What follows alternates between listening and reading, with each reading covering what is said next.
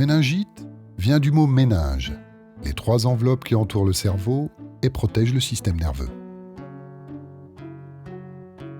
La méningite, c'est donc une infection des méninges, provoquée par différents micro-organismes.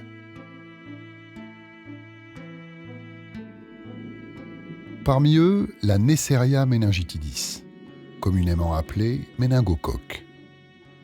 Divisé en plusieurs souches aux caractéristiques similaires, le méningocoque est à l'origine d'un alphabet macabre de méningite. A, B, C, W135 ou encore X ou Y. Mortelle, extrêmement contagieuse, la méningite à méningocoque A est à l'origine de la plupart des épidémies qui touchent l'Afrique subsaharienne.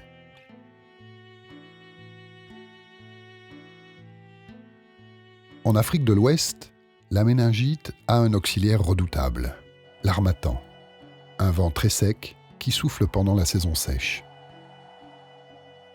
L'harmattan transporte avec lui des particules de poussière qui, en favorisant la formation de lésions dans le nez, aident le méningocoque à franchir la muqueuse et passer dans le sang. La bactérie passe directement d'une personne infectée à l'autre, par un baiser, un éternuement ou le simple fait de partager un dortoir ou un verre.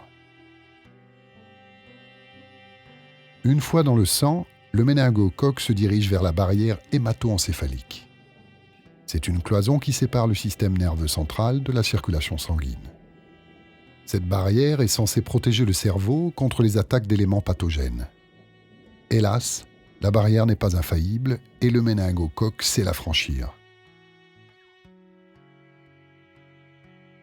Une fois dans le cerveau, la bactérie se glisse dans le liquide céphalorachidien, s'y multiplie et provoque un gonflement et l'infection des méninges.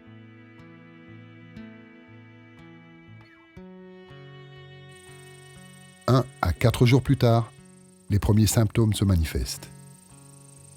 Les malades souffrent de raideur dans la nuque, de fièvre, de maux de tête violents, de troubles de la conscience, de léthargie.